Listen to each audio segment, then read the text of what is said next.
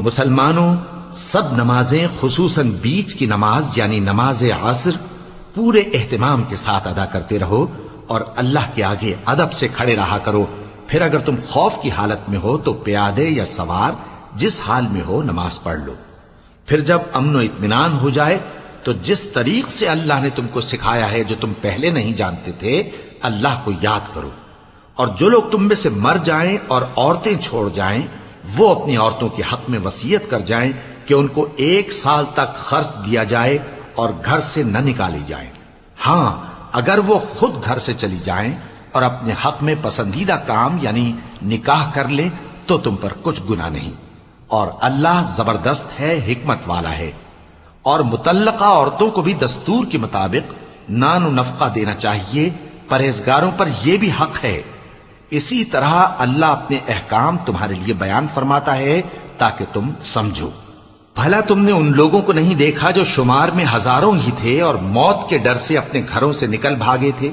تو اللہ نے ان کو حکم دیا کہ مر جاؤ، پھر ان کو زندہ بھی کر دیا. کچھ شک نہیں کہ اللہ لوگوں پر مہربانی رکھتا ہے، لیکن اکثر لوگ شکر نہیں کرتے. اور مسلمانوں، اللہ کی راہ میں جہاد کرو اور جان رکھو کہ اللہ سب کچھ سنتا ہے، سب کچھ جانتا ہے. کون ہے کہ اللہ کو قرض حسنہ دے کہ وہ اس کے بدلے اس کو کئی گنا زیادہ دے گا؟ اور اللہ ہی روزی کو تنگ کرتا اور وہی اسے کشادہ کرتا ہے، اور تم اسی کی طرف لوٹ کر جاؤ گے. بھلا تم نے بنی اسرائیل کی ایک جماعت کو نہیں دیکھا جس نے موسیٰ کے بعد اپنے پیغمبر سے کہا کہ آپ ہمارے لیے ایک بادشاہ مقرر کر دیں تاکہ ہم اللہ کی راہ میں جہاد کریں؟ پیغمبر نے کہا کہ اگر تم کو جہاد کا حکم دیا جائے تو ایسا تو نہیں کہ لڑنے سے پہلو تہی کرو. وہ کہنے لگے کہ ہم اللہ کی راہ میں کیوں نہ لڑیں گے جبکہ ہم وطن سے خارج اور بال بچوں سے جدا کر دیے گئے.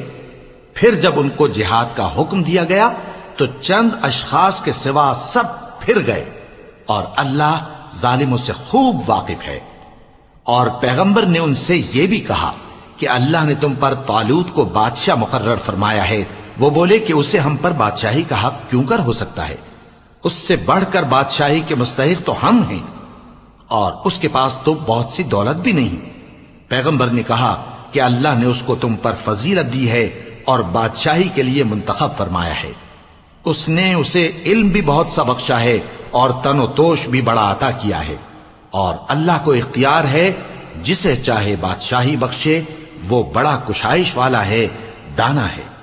اور پیغمبر نے ان سے کہا کہ ان کی یعنی طالوت کی بادشاہی کی نشانی یہ ہے کہ تمہارے پاس وہ صندوق آئے گا جس کو فرشتے اٹھائے ہوئے ہوں گے. اس میں تمہارے پروردگار کی طرف سے تسلی بخشنے والی چیز ہوگی اور کچھ اور چیزیں بھی ہوں گی جو موسیٰ اور ہارون چھوڑ گئے تھے.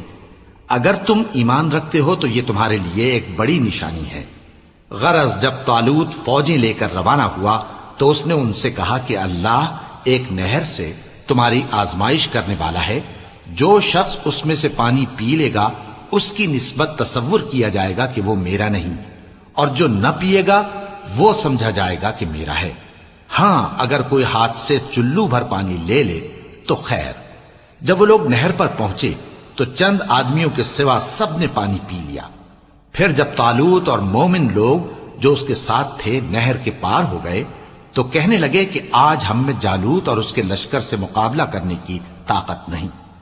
جو لوگ یقین رکھتے تھے کہ ان کو اللہ کے روبرو حاضر ہونا ہے وہ کہنے لگے کہ بسا اوقات تھوڑی سی جماعت نے اللہ کے حکم سے بڑی جماعت پر فتح حاصل کی ہے، اور اللہ ثابت قدم رہنے والوں کے ساتھ ہے.